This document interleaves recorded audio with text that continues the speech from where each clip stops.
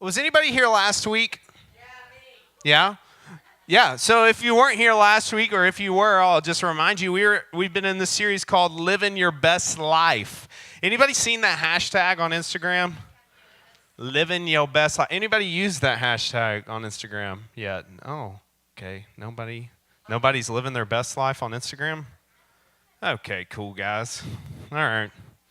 Well, we've been talking about that. So if you don't know what living your best life is living your best life is this hashtag on Instagram people put when they see like something incredible. They're doing something incredible. Maybe they're standing on the edge of a mountain. Maybe they're at the beach somewhere. Maybe they're drinking a cup of coffee. I don't know. Maybe they're like in front of a big plate of food and they're like, oh, hashtag living my best life. And you're like, oh, okay, that's grand. That's awesome. I want to show you guys what living my best life would be right now. Jason, will you show that picture? This is living my best life. I'm just, I would just be here in this cabin during the snow. I'd be up there on top with a cup of coffee in my slippers, my pajamas, just, slipping around. Slip, slip, slip. But anybody with me on this? Like this just not okay. I see a head shaker over there. Yes, we like the snow. We like coffee, cocoa. I don't know. I love that. It's Starbucks. I don't think Starbucks is out there, JM. But I mean, maybe that little building down there at the bottom. That's Starbucks drive-through. I don't know. Maybe. That's let's live my best life. So let's put a Starbucks down there, JM. Okay. Come on, big dog. So living your best life. What? Anybody got to live in your best life? What's living your best life? Anybody at the beach? Maybe at the beach. Yeah, I see some hands back there. Anybody at an LSU game is living your best life? Okay. War Eagle forever. Lucas is living his best life moment would be Game 7, World Series, SunTrust Park, and who? Ronald Acuna walk-off home run. Lucas would literally be living his best life. Lucas's shirt would come off. He'd probably throw his shoes at... But, toe touch is living his best life. All right, we're getting too far. So living your best life, right? Dylan up there was living his best life playing the drums. Shout out. Yeah. But Lucas talked about last week, like living your best life would mean this is the life. Like there's no better life in the moment than this right here. You are living your best life. And Lucas talked about last week about the fulfillment in that. Like why we would be living our best life. Because it's hard to live our best life after we get the bad test grade. Ooh. Nobody's living their best life after a bad test grade? Nobody's living their best life after maybe you didn't make the certain sports team or that certain club, or maybe you didn't make it towards the musical club, whatever, band, anything. Nobody's hashtag living their best life then. But Lucas talked about last week that our fulfillment doesn't come from the things that we do, right? Anybody talk about that in life group? Like the things that you do, the grades that you make, the sports that you play, I don't care how good you are, that's never where you're going to find ultimate fulfillment, right? Because bad days always come. If you're a sports player, Lucas played college baseball, he probably had some bad sports moments. He had 2. Okay. But for the rest of us, like we're going to have bad days. And guess what? You probably feel like crap after a bad day. You probably feel like you don't measure up after a bad day. Lucas talked about, but ultimately, to find our fulfillment is in Jesus, right? Jesus is the only thing that will fulfill us completely. Like there's no bad days when we're living our life devoted to Jesus. There's no bad days. We're hashtag living our best life at all points when we're living our lives for Jesus. And so today, I kind of want to talk about that, and I kind of want to open it up with a story because I want to make a metaphor, and I'm not good at metaphors, but I'm going to try. Has anybody ever been lost? Yes. Have you ever been lost in the woods? Maybe you took your family, you went with your family on a road trip. Your family got lost. Is that awkward or what? Has anybody ever been lost in the airport? That's really bad too. Oh, everybody. Yep. Hashtag not living our best life in Atlanta Hartsfield Airport. I've been lost before. I'll tell you a story. One time, actually, it was like really recent, so make fun of me if you want to. But I took Andrea down to the airport one day because she had to fly somewhere because she's a big deal, I guess. I don't know. But I had to take her down to the airport, and I didn't want to get in traffic. She had like an afternoon, a Friday night flight, and I'm like, I'm not facing traffic. Let's just go to MARTA. We'll ride the train down. I'll just ride it back. We'll park. I'll get out of here. I won't have to deal with that. So sure enough, we go down to MARTA. We get on the train. We ride the train down. Andrea gets off. I say bye. Good-looking girl, and I'll see you soon, maybe. She was going to the beach. You know, I'm just kidding, guys. Jeez Louise. It's a joke. My wife loves me, guys. So I get on the train to come back up, and what I didn't realize is I was on the wrong train. Yeah, I know. So I was on the train that doesn't go up to North Springs up here, up above Sandy Springs. I was on the train that goes all the way up to Doraville. And I just had my headphones in. I'm bebopping, just listening to music. I'm having a grand time. I love riding the MARTA train. And literally, I look up, and it said, next stop, Doraville. I went, did that just say next stop, Doraville? I am not where I need to be. And so literally, I look up, and sure enough, I'm on the wrong train, and I've gone way out of the way. So I literally had to get off the train, get back on another train, ride it back down, then ride it back up to the place. It was literally like a big deal. Like I thought I was going to save time by riding MARTA, and it literally took me like 2.5 hours to get home because I'm just riding this train all over Atlanta, just doing my thing. But we've been lost before, right? And sometimes life is like that. I know, silly metaphor but I just got there. Sometimes life is like that, right? And for us, it's hard to feel lost. It's hard to feel like when I saw that I was in Doraville, my heart sunk because I'm like, this is not where I'm supposed to be, and I don't have a car, and I hope the train runs a lot longer, and I'm not stuck here, and I have to hitch a ride on a homeless man's bike. I don't know. But we feel weird when we're lost. And sometimes in life, we feel lost. Sometimes in life, we get to a point where maybe we hit a dead end. Maybe you've been on a road trip before, you've hit a dead end, and you're like, I didn't know there was going to be a dead end here. But we hit a dead end, and you're like, I don't really know what to do. And the only thing you can do is go back and start all over. But in life, we do that too. I can go ahead and just openly say that I've probably been down a lot of dead ends that you don't want to go down. I lived in Alabama, but I'm talking about life here, so there's just a lot of dead ends in Alabama. There's a lot of weird people. But I've been down dead ends. Lucas has been down dead ends. I'm just going to openly say that. Your small group leaders have we've all been down dead ends in life. And we can tell you that being lost in life isn't fun. There's obviously a way out because we made it here, but it's not fun. And the big point that I want to make, Jason, if you'll throw it up on the screen, the big point I want to make is living your best life requires you to live a care-filled life. And here's what I mean by that. Just like you're planning a trip, just like maybe I was going on MARTA, and if I was living my best life on MARTA instead of being in Doraville, I would have been a lot more careful in my planning, right? I would have probably looked at the sign. Oh, where's this one going? Okay, let's go home. All right. Found the train, that train. Got on the train, and I would have been home, and it wouldn't have taken 2.5 hours to get home. But living your best life requires you to live a care-filled life / a careful life. It requires planning. If you've been on a road trip before, maybe out west, maybe you've had to be in a car for a week, your parents or you have probably planned for months, days, I don't know how long, to figure out, hey, this is the road that we're going to take. We're going to see this, this, and this. We're not going to see this. Some people told us that that's a pile of poop on the ground. We don't want to see this. We're not going to go there, but we're going to go here, and ultimately get you to your destination. And in life, we should have that same kind of attitude. We should live a care-filled life. We should live a careful life. And my buddy, my homeboy, Paul, he kind of says it in the book of Ephesians.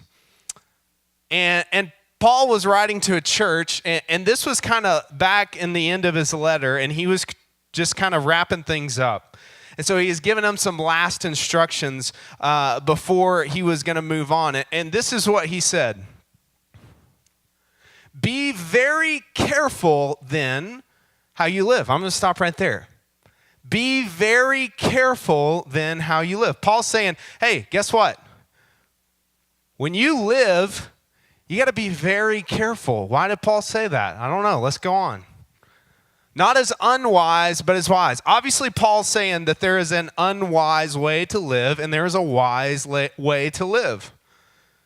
I can go ahead and tell you that I've lived unwise in my life, and it just doesn't end out in the right destination, right? It doesn't end out ultimately where you want to be. So Paul's saying, hey, we don't want to live. This is like ultimate academic moment for Paul. Like Paul's really smart, and he's just like, hey, yo, listen. This is Andrew's translation. Don't be stupid. Be smart. Hey, be very careful. Don't be dumb. Be smart. Like there's a wise way to live and there's an unwise way to live. He's just putting it out there. And then he says, make the most of every opportunity because the days are evil. Now I'm going to get to that. But I want to explain something. I looked up in the dictionary because I'm an academia professional. I graduated from college, hallelujah, after 17 years. No, just kidding. Do you have my next slide? I looked up the word careful because he says, be very careful then how you live. And it says this. Careful is done showing thought or attention. That's pretty simple, right? So Paul's saying, hey, when you're living your life, we should live our lives showing thought and attention to the things we do, right? Pretty simple. We're doing it, right? We should show thought and attention to the way that we're living our lives. Paul's saying that's what the wise way to do it is. Like, you don't see people who, there's that old expression that your parents probably say, if your friend jumped off a cliff, would you jump off the cliff with them? Anybody parents say that? Like, there's an obvious answer to that. No, not yes. Good gosh, people. No, the answer is no. You wouldn't jump off a cliff. You wouldn't jump off a cliff. Would we jump off a cliff, parents? No, because we don't want to end up where our friends are at the bottom of a valley. Okay.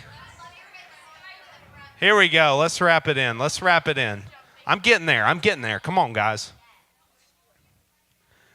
So he's saying, hey, think about what you're doing. Be very careful how you live. The things that you say, the things that you do, they matter. And there's a wise way, there's an unwise way to do it. So look at this. Do it showing thought and attention. Just don't go about life not thinking about what you're doing and thinking about the consequences that are going to happen. You're not in trouble, people. I'm getting there. I'm going to get to my point. It's going to be grand. We're all going to be mind blown, okay? All right, here we go.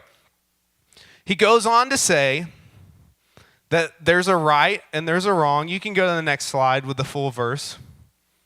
Boom. Magic. And he's saying we have an opportunity. I want to focus in on this. We've got past the point that we should live careful lives, right? That's sunk in for us.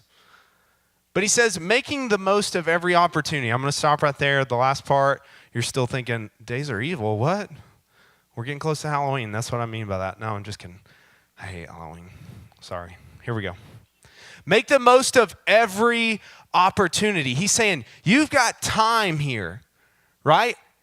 You've got limited time, actually. When you think about it, your parents, you've probably heard them say, once again, I've said it 1,000 times. Lucas probably said it 1,000 times. Literally yesterday, I was like in high school. I don't know what happened. I just fast forwarded in time. Like, your time's very limited. I had a teacher when I was in the 6th grade. He told me this. His name was Mr. Ryanhart, and he talked like this. He said, Andrew, wow, this is impressive. I like this. He said, Andrew, every year from this point forward is going to go faster and faster and faster and faster and faster and faster. Next year, when you're in 7th grade, your 7th grade year is going to fly by just a little bit faster. And when you're in 8th grade, it's going to fly a little bit faster. And when you're in 9th grade, it's going to fly a little bit faster. And when you're in 10th grade, it's going to fly a little bit faster. And so on and so on and so on. And so Paul knows that. Obviously, that's a simple concept. But he's saying, hey, we've got an opportunity. And that opportunity is called life. And he's saying, when you live it, you don't have much time here. So live it wisely. Don't live it like an unwise person. Live it wisely. We have an opportunity. That's crazy.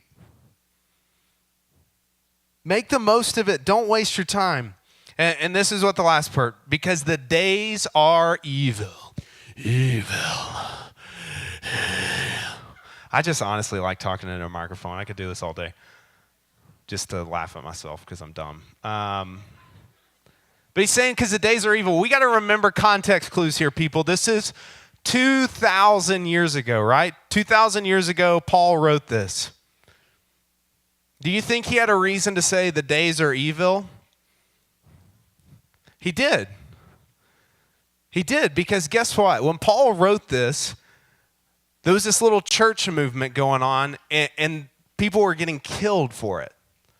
Like the Jews, the Romans, they hated this Christian movement, these Jesus followers that were springing up everywhere. They hated it. So Paul was saying, the days are evil. Listen, time's not getting any shorter, and the days are evil, so let's live wisely, right? So that's what I mean by that. That's what Paul means by that. The days are evil, and we can still see kind of remnants of that today, right? The days are evil. People think living their best life can, like, exclude other people. Reverse back, like, however many years. Living their best life for a guy named Hitler, living his best life was ridding people on the entire face of the earth. He was saying, hey, living our best life, we don't need Jews here. Let's get rid of them. That's what Paul means by that. He's saying, hey, the days are evil. People today, they think the world's a better place without certain people. And that's what he means by that. He's saying, just live carefully. Think about the actions, the things that you're doing, the words that you're saying. Be careful.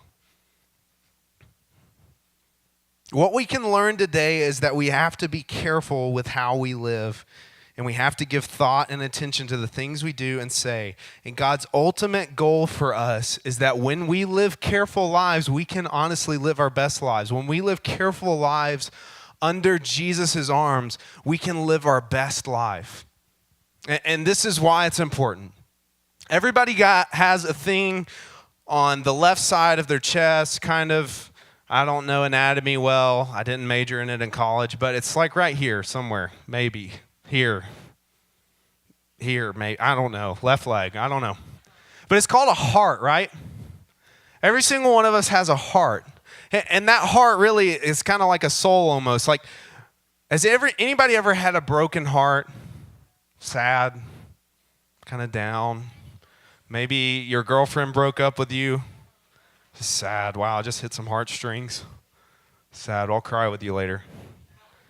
But this is why it's important to live a careful life. Because if we don't live a careful life, the most delicate thing on the earth, which is our heart, can be broken. And when we have a broken heart, we can't live our best lives. And when we have a broken heart and can't live our best lives, then God can't use us and live through us and give us the best life, right?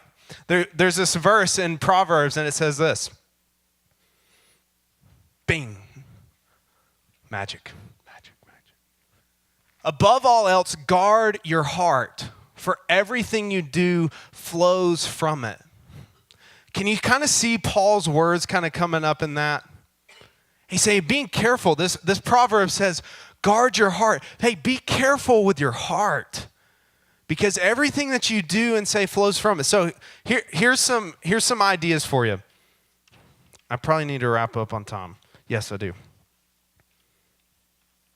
We have to practice living a careful life, because we have an opportunity, and we have an opportunity to see big things and see God do amazing things. And you can go on this journey called life and see God do incredible things with your life. But it takes a practice of being careful, not only in the things we do and the things we say, but being careful with our hearts, because it's the wellspring of life. That's one of the ways the Bible calls it. So here's application. If you don't hear anything else from tonight, here's what you can learn. To be careful with our lives, we can do two things. The first one is this: we can stop and think. Stop and think. To live a careful life, we can do this. Because remember, the things that we do, the things that we say, the things that we think, they have consequences. But they come down to a dead end. But here's 3 questions you can ask when you stop and think. When you're about to do something, say something, this is what you can ask yourself. The first question is this the wise thing to do?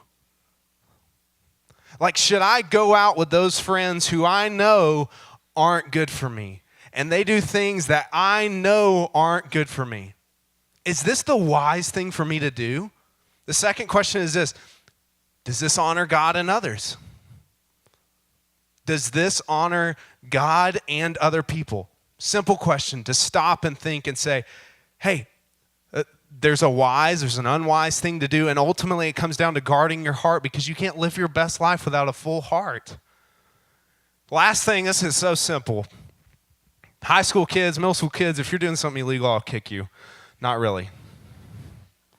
But your parents might. Just kidding. High school kids, ask yourself, is this illegal? I know it's stupid. I know it's simple. Ask yourself, is this illegal? If the answer is yes, then I think you have a pretty good answer. I think you have a pretty good answer. I wish earlier on in life I would have started stopping and thinking and asking myself and being careful with the way I live. Adults in the back, you can vouch for that. There's probably things that you've done in your life. I'm not calling anybody out. There's probably things that you've done in life where if you would have stopped and really thought about the actions behind it, the consequences behind it, and lived a life that's careful, you wouldn't have those consequences. You wouldn't have hit that dead end road. So that's the first thing. Stop and think. Ask yourself these 3 questions. Next one is this: just ask. Just ask. Guys, you have incredible small group leaders. I'm just going to say that. You have incredible small group leaders. And if you're ever in a situation where you're thinking about living carefully, more carefully in life, just ask. Pull them aside. Give them a text. Give them a call. Say, hey, listen, this has kind of been confronted to me. I just really need to figure this out. Just ask them. And the last thing is just ask God. God, what would you have me do in this situation? God, could you help me figure this out? It's simple. Now, I want to make this clear. This is the last thing. Band, you can come up. Yeah, band. I want to make this clear. And here's the thing I want you to know. Mistakes happen. And there's grace for that. We go down dead ends in life all the time, and there's grace for that. You have a God who loves you abundantly, and he cares for you. And he's never going to be a God that when you hit a dead end in life, who turns his back on you and says, you got yourself here, you can find your way out. That's not how God works. God says, no, come here. I got you. Let's take this path together. Let's heal that broken heart. Let's live a better life, a more careful life. Because his ultimate goal for you isn't that you would live a life that has a broken heart behind it. His ultimate goal for you in life is that you would live your best life in him. And we can. Guys, we can. There's a lot of your small group leaders. Lucas, I can vouch. There's been some tough times. There's been some dead ends. There's been a lot of crap that we've gone through in life, but if we live our lives carefully, and that doesn't mean just being a weirdo who's like, oh, can't do anything. I got to live by these rules. God didn't give us rules and laws to live by so that he could restrain you. He gave them so you could have life to the fullest. And so as we sing this song tonight, would you just think to yourself, man, where can I live more carefully? And not in a way that's judgmental, not in a way that's pointing things out in you and you feel like crap about it, but where can you live more careful to live a full life? To live your best life, because it's out there, I promise. And living our best life is just with Jesus. And it's just living a careful life with him. I'm going to pray, and band will sing. God, we love you. God, I'm so grateful for the way that you've just loved me. Even when I've turned my back on you and went down those dead-end roads, even when you told me not to go down that way, and you gave people in my life to tell me not to go down that way, and I still did. You were still there with open arms. And God, if there's anyone here in this room tonight who maybe is lost right now, maybe stuck, who maybe doesn't even know the way forward to go, I pray that you'll comfort them and you'll guide them. And you'll let them know how much you love them and you care for them, and that there's a way out. And you made that way through your son, Jesus. So God, I just pray that everyone in here would live their best lives in you, that we'd live a careful life in you so that we could have full hearts and we could love people well. God, we love you. It's in Jesus' name. Amen.